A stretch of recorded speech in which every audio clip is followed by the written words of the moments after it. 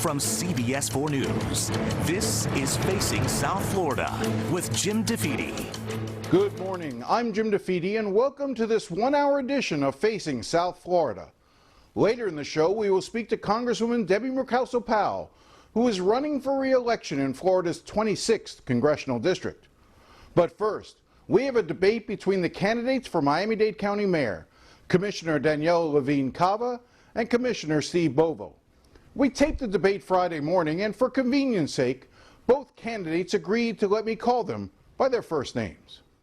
I want to start because I think one of the issues that I want to try to drill in on is the issue of what are county core services. But more importantly, I think we all agree that police, fire, sanitation, getting the parks clean. I've heard each of you sort of talk about this, but I want to go to the flip side because I want to understand from your perspective, and I want to start with you, Steve. What do you not consider a county core service, or what do you not consider essential that should economic downturns occur, as we may end up seeing, that you would be willing to cut? Where's an area in the county that you would cut? Well, it's very hard to specify what would be non-essential, because over the years, as the county's budget has grown, these things become baked into the budget and then they become essential. We spend about $16 million a year on CBO. We contract non-for-profits and other agencies to provide services that the county, quite honestly, does not want to provide, but over the years they found it necessarily to do. So it could run the gamut from programs that give counseling to illegal immigrants to duplication of programs. So we have multiple and layers of programs that provide programming for kids, for elderly, for the disabled, and they're all important. But when you start getting into a situation where the budget is being impacted, the core services start getting affected. And that's going to be the challenge, I think, coming on the horizon, is how do you balance that budget and not fail anymore? Well, let me just sort of drill down on this, because I've heard you sort of talk about, and I'm not 100% clear, do you consider services to help the homeless to be non-essential? No. So that's why I'm saying all of them become essential. But the question, I think, relies, is you ask, what is the most essential or the must-do? What we engage county government to do? And you already mentioned it earlier. It's police, fire, it's water, sewer, it's park programming. And the further and further you get away from those points, the harder it becomes to comply with those core services. Of course, helping the homeless, helping in the issues of mental health, they're all critically important, absolutely. And we engage a lot of partners. There's a lot of private money in these spaces also that help and support these efforts. But can you identify any specific area where you would cut? Well, I don't have anything in front of me that you would cut. I don't have anything in front of me right now that we would need to cut, because our budget right now is whole in due part because of federal money that's been able to support us. But as we move forward and we run into situations where our budget is going to be constrained, we're going to have to, the age-old conversation, do you cut services or do you raise taxes?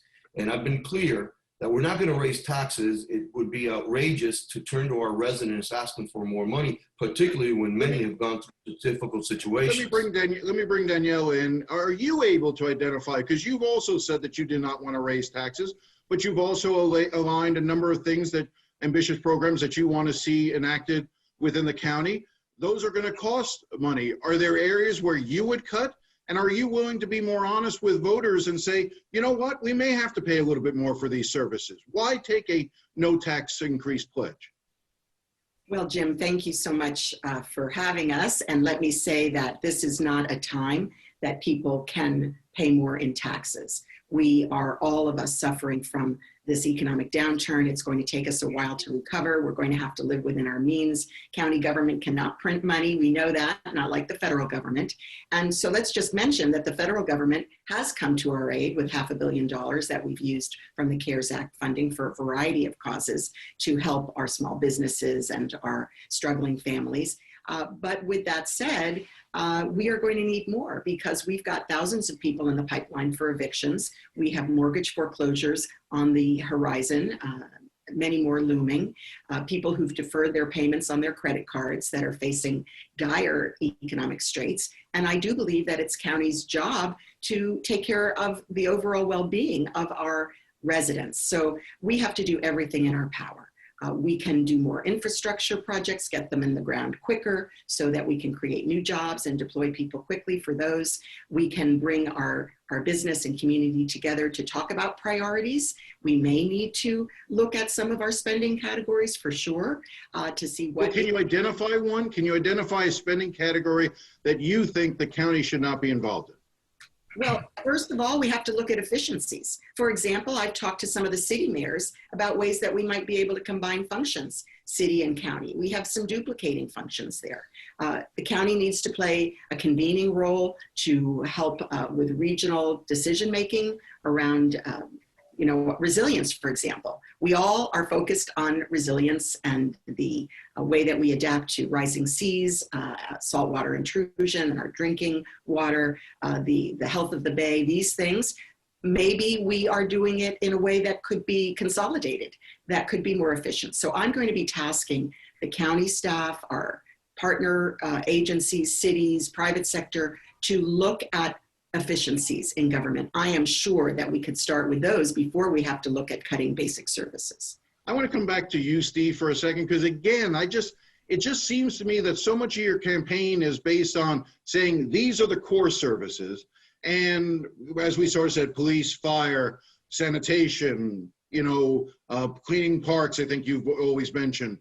It suggests to me that if you're not in those categories, that you are eligible to be cut. Why am I not thinking of that correctly if that's not the case? Are libraries susceptible to being cut? Things along that line. Again, I come back to the idea of you want to sort of be a fiscal conservative in your approach. That's your sales pitch. What are you willing to tell the voter that you're willing to cut if you are elected and you need to? Well, first, let me clear up. It's not a sales pitch. I launched my campaign before COVID-19, before anything else was going on in our community. And I had said I felt that county government was getting further and further away from that core mission of what it was being designed to do. There are complaints by residents on a daily basis where they feel that whether it was not enough police or police took too long to get to them, or fire, where they go to the park and complain because the grass has not been cut, and they feel this is what they're paying their taxes for. And I would remind you, Jim, that over the last 25 years, we've had 4 areas incorporated in Miami-Dade County, 4 of them, and all 4 incorporated with the same narrative. They were complaining that the county was not providing the service. In fact, they were willing to tax themselves more to get those services. And it was police, code enforcement, fire, better garbage pickup. I mean, this is a real narrative. If you own a home, you're concerned. You want to make sure that the taxes that you're paying are going to your quality of life. And I think sometimes what ends up happening is that there's a government fix for everything. There's a situation and government immediately feels that it has to create a program to solve that problem, where maybe we have to revisit ways of doing these things. There's a reason, Jim, why we're seeing major metropolises in the United States failing, where people are leaving those areas, because I believe these local governments start failing in the purpose that they were created for. Danielle, let me bring you in here for just at the end, just to sort of about this section. When you hear Commissioner Bovo talk about the core services, what do you hear? Do you hear cuts to other areas?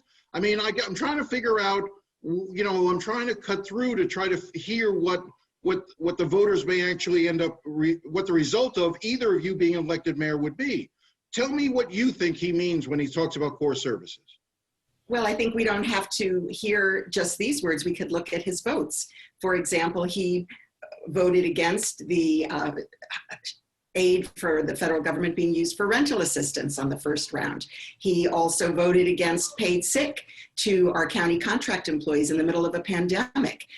He's been involved in making it more difficult to get access to Obamacare. I mean, these are definitely things that are different between us. where I take a more holistic view of taking care of the well-being of our residents as part of government's function. Steve, I want to give you a chance to respond to that. Go ahead. Yeah, I want to clear something up. And Daniella, you need to be honest with folks, okay? Let's be clear on something. There was a proposal to create a fund to help renters. I didn't vote against it. I made sure that it was spread out through the entire county. There was a proposal to grant sick leave to subcontractors in the airport. We never voted on it because no one seconded it. Nobody, not even her Democrat colleagues on the Board of County Commission, seconded the motion because it was outrageous during this period of time to put more burden on those that create jobs. You know, we don't vote on Obamacare at the Board of County Commission. You know, the reality is that if we're going to be mindful with the taxpayers' dollars, then the policies that are being created need to take that into account. And I'll also remind everyone that the federal money is not free money. This is not monopoly money. Our children and our grandchildren are going to be paying for this money. And instead of us creating policies that perhaps was really going to help our community, all we did was take money and start spreading it out very thinly, I would tell you, in every single bucket that we could possibly do, where I don't think it's going to help the real conversation in our county, especially the recovery of our economy. I want to end this segment here. Let's take a quick commercial break. We'll come back and continue the conversation in the Dade County mayoral race between Commissioner Daniella Levine Cava and Commissioner Steve Bovo. We'll be right back. Welcome back. We are continuing our debate in the Dade County mayor's race between Commissioner Daniella Levine Cava and Commissioner Steve Bovo. Steve, you had the last word a second ago. I just want to, Commissioner Cava, you asked for a chance to respond to that. Just in 30 seconds, go ahead. Just give me your response. I just want to be very clear that everything I referenced is on the record. These are clear votes. And, you know, I stand by my record and I hope he stands by his. As far as not giving health benefits, sick days during a pandemic, you know, shame on everyone. This is a federally guaranteed for federal contractors benefit, and shameful that pennies on the dollars that we identified it would cost was not approved during the pandemic. I want to stay with the issue of economic development for a second. And one of the things that's really interesting about your guys' race is that you both sit on the county commission. So there are lots of opportunities to look at votes you've each taken, you know, on major issues and to compare the two of them. And I want to just go back to 2018 to a vote on the American Dream Mall, that project, which is a $4 billion mega mall and dream, and which would also be a theme park. It built in Northwest Miami-Dade on the edge of the Everglades. I want to start with you, Daniella. You opposed that, despite the fact that proponents of it said that it would be bringing, you know, anywhere from 10 to 40,000 jobs, including a lot of construction jobs during the building of that project. Why did you oppose it? And if that's not the type of development that you're looking for in the county, what type is? But again, first address your no vote on that major development project in Northwest Miami-Dade. Right, Jim, many reasons that I voted against it. I voted against it on several occasions, at the initial land swap, at the subsequent approval, and then at the final approval. Because environmentally, we're building on the edge of the Everglades. We're using a phenomenal amount of water, fresh water, that we really can't afford to use for a project like this, because the county is subsidizing it already by building out major water infrastructure and transit infrastructure to the site without any compensation from the project, because the developer would not agree to commit to not come back for subsidy. And we know that the history of these similar projects in other places are filled with subsidy. And because the jobs that would have been created would be lower paid jobs that would have leached from other malls in the area. And now look what's happened to malls generally. So there were a host of reasons and unanswered questions why I voted against this project. And Commissioner Bovo, I want to come to you. You know, we don't know if that mall will eventually. Traffic. And well, let me go there as well. But I want to just sort of say, we don't know if this eventually will be built. But the approval process that was started in 2015 ended in 2018. When you were chair of the commission, I know that you tried to strike some bargains with the developer. Critics say it didn't go far enough. But to the point of traffic, you're talking about a project that the developer was saying would bring 60 million people a year into the area. including 70,000 cars, basically basically create a new Dolphin Expressway up around that area in terms of the level of traffic and congestion that the folks in Miami Lake opposed. Why did you think this was a good idea, especially, and she also points out that the developer stated that there was, I think it's 60% of the jobs that would have been permanently created were $25,000 or less. Are those the kind of jobs that you want to create in Miami-Dade County? I think it's a good reminder that the county does not create these jobs. The private sector does. What was offered to us was an opportunity to be transformative in an area of Miami-Dade County where we don't have a lot going on. And I live very close to where this mall would be built. And we made sure that we worked extensively with the developers of what they were offering to not only address the issues of transportation. I think we spent hours on this issue of transportation. We also made sure whatever money was being invested was going to be invested in that area from the proceeds of the mall, because this not only creates jobs, and I think it's important to understand the magnitude of the jobs that they would be creating at a whole bunch of different levels, but also the tax base they would be creating. $35,000 additionally, $35 million a year in tax revenue is extremely important, especially for a county that's always trying to figure out how do we create more revenue without having to raise taxes. You know, when we talked about this, and this is in my community, we've had extensive conversations with Miami Lakes. We've had extensive conversations with folks in South Broward County. And obviously, look, these kind of projects do have an impact. It's questionable in today's climate whether they're going to go through with this or not. It's really on them whether they're going to go through with it. I would be, as mayor, making sure that we're not going to back into some deals that we're going to subsidize it. The county taxpayer is not into the mall subsidy business. Well, let me just ask this. How do you balance the needs of the environment? For instance, this is a project that would be built on the edge of the Everglades that environmentalists said did not have an adequate plan for dealing with its water resupply use, that it would draw water from our aquifer. How do you balance the needs of the environmentalists with the economic needs of the county? That seems to be an issue that is always a struggle. Do you come down more on the side of economic development than on environmental concerns? No, you have to come up with a balance, but I think I need to remind folks what is on the edge there. It's rock mining areas. It's not Everglades, it's rock mining. Those of us that live up in this part of the county fully are well understanding what is in this area. It's not Everglades. And I would tell you, yeah, you have to have a balance. You know, and the mall folks would have to be contributors through their tax dollars to help build the infrastructures to supply it with water. There's a reverse osmosis plant out very near the area. And on top of that, they would have to be contributors for all the development in the area, and making sure, I would try to make sure at the request of the mayor of Miami Lakes and Hialeah Gardens and Hialeah, which are all the affected areas, that a lot of that money stays in the area to mitigate whatever movement is in the area. Danielle, I want to bring you in.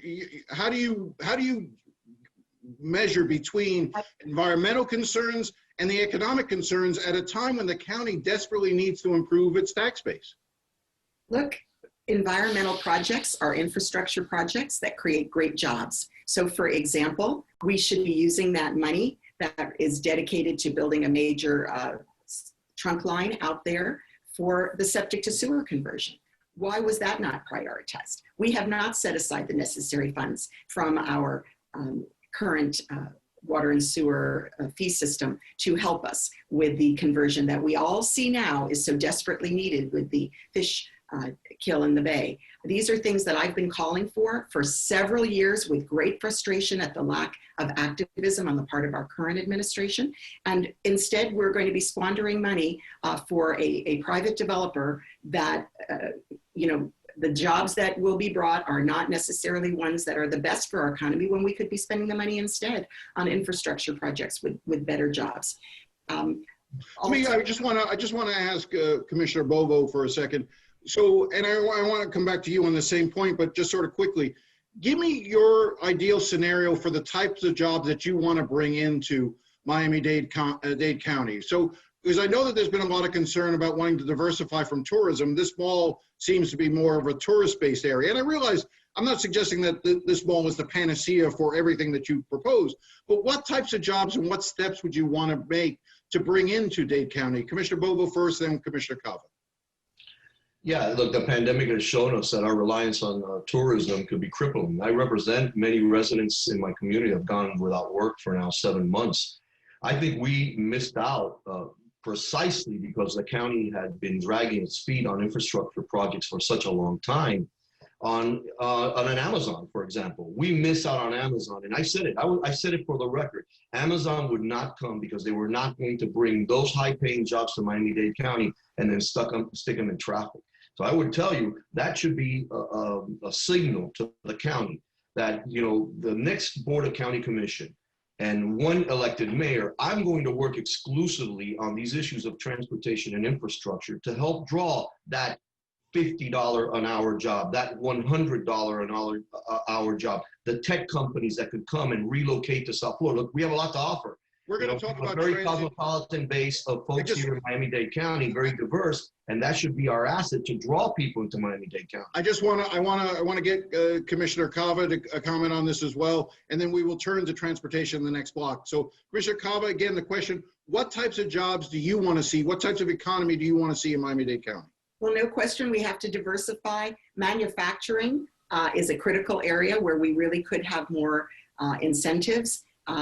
Yes, we need apprenticeships for the kinds of technical skill jobs. We have apprenticeship programs here, elevators, escalators, plumbing, all of the building trades. Those are great jobs, and you can get to them without a college education, and you can get paid while you're in training. So we definitely need to create more of a pipeline to those kinds of good jobs. And then also our internationalism, not just for tourism, international finance hub, international education hub. These are really, really good jobs that put us on the map. But look, tourism is number one, and we definitely want to signal that we're safe and open for business, and that we're going to use all the precautions to. All right, do that.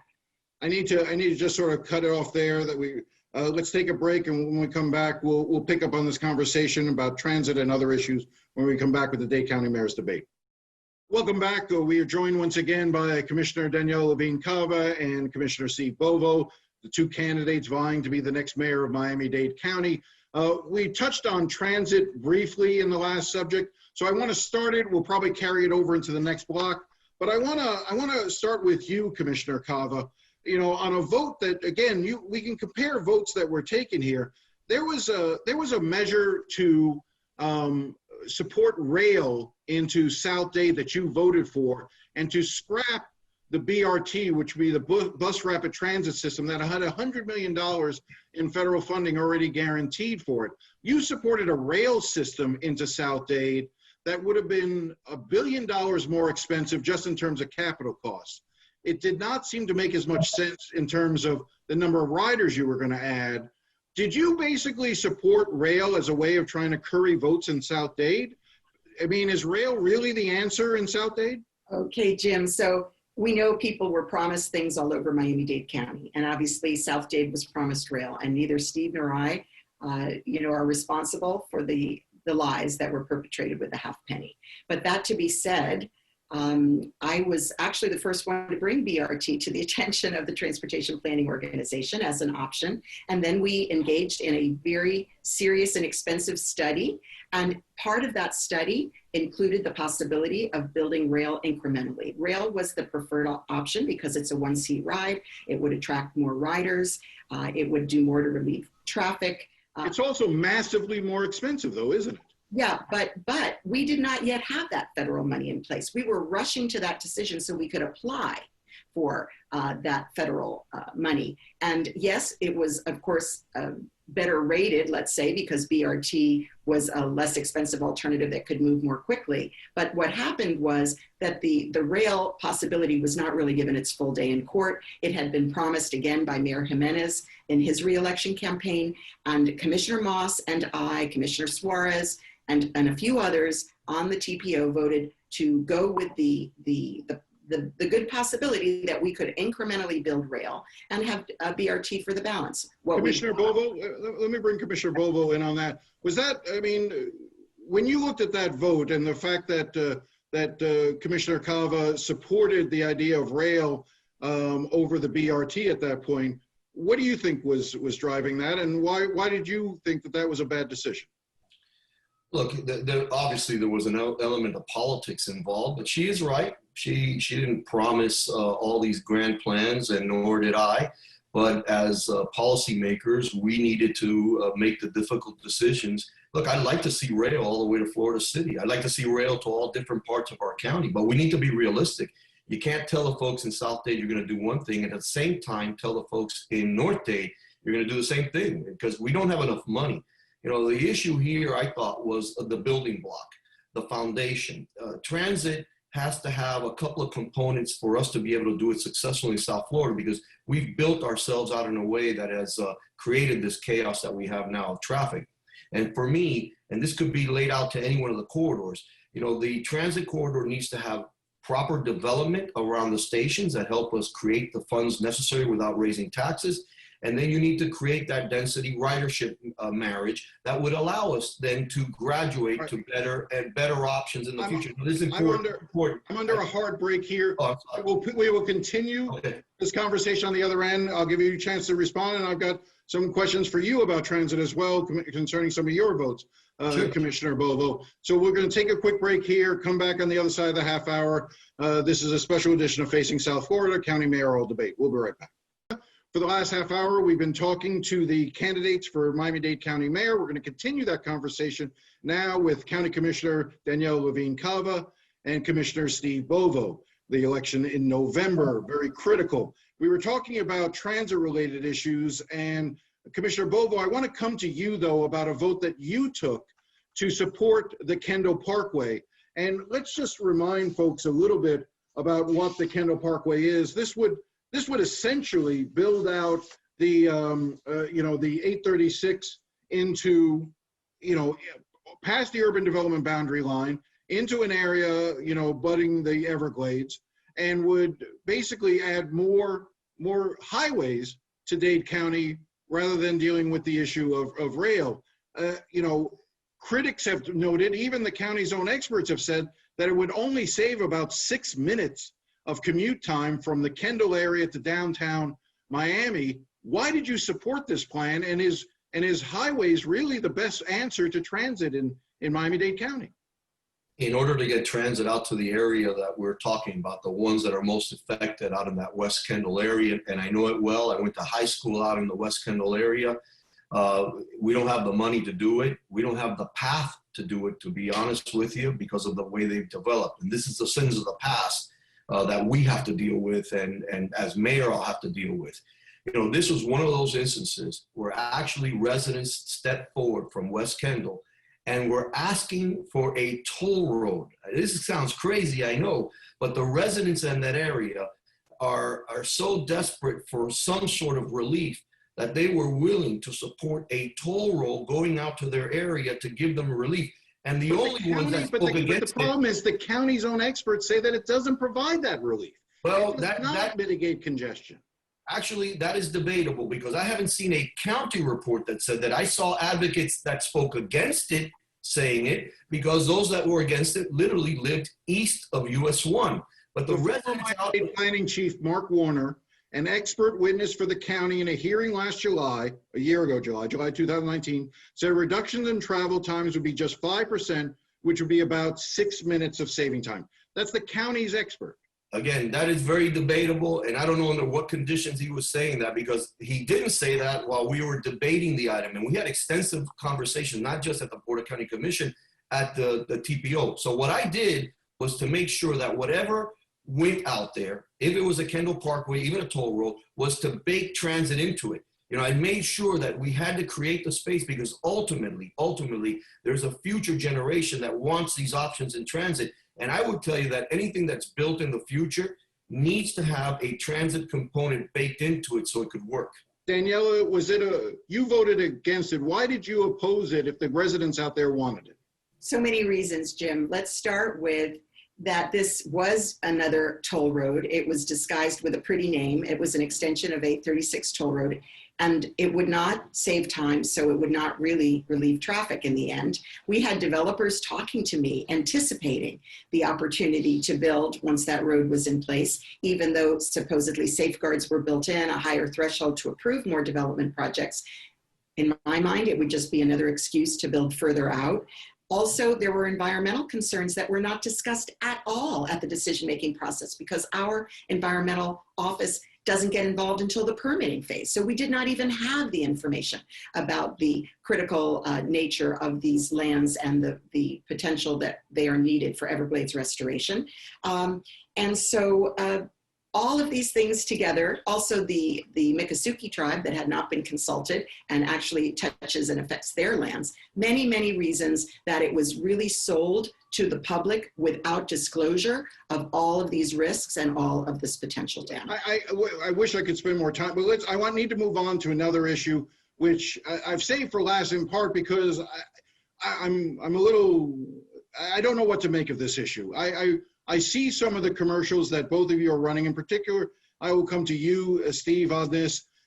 The impression I'm left with watching your commercials is that if Daniella is elected, Miami is going to burn like Portland, New York, and Chicago.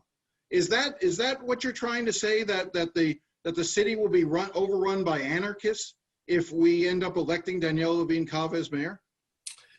What I'm saying in my ads, Jim, is that we don't want to be what those other communities are. We've seen what has happened in Portland, in New York, and Chicago.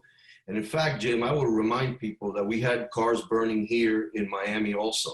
You know, we had police officers being pelted with rocks also. You know, we saw demonstrations here, you know, and I will tell you steadfastly, if I'm mayor, we will work aggressively not to allow that. You know, I'm okay with peaceful protest. You know, thank God that this country allows that. But what we're seeing is elements that are not in line with peaceful protest, where they are full of hate for this country. And we're seeing it manifested, you know, almost on a daily basis in Portland. And what I've said steadfastly is, I don't want us to be New York, Portland, or Chicago. I won't embrace any of those policies that lead us to that point.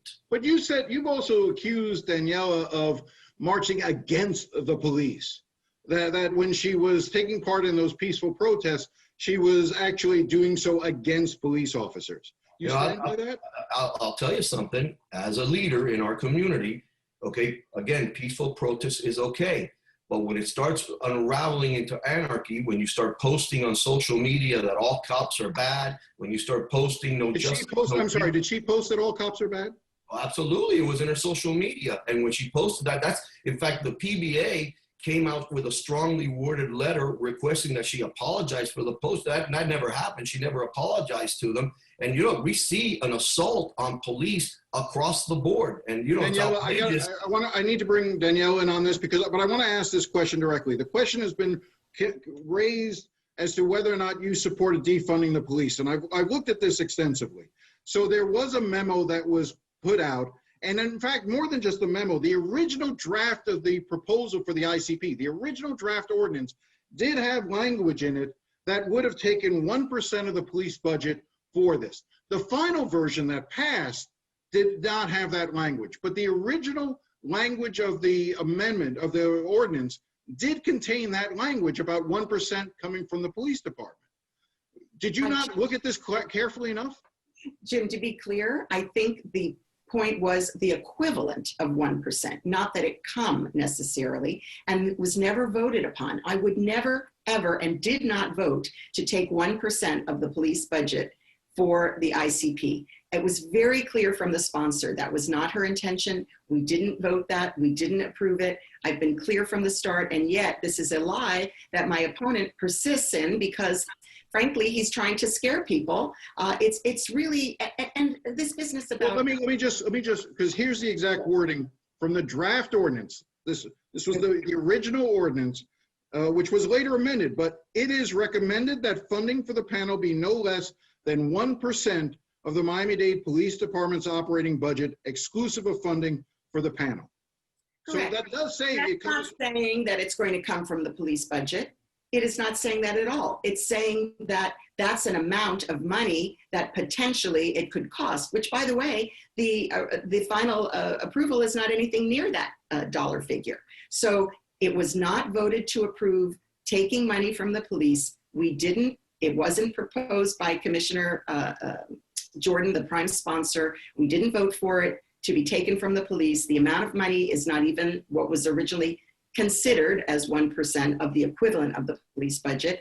And it's moving forward. And I think it'll be great. It's going to restore trust in communities that have had less trust in policing because of a history of past discrimination. And no, fortunately, the murder of George Floyd did not happen in Miami-Dade County.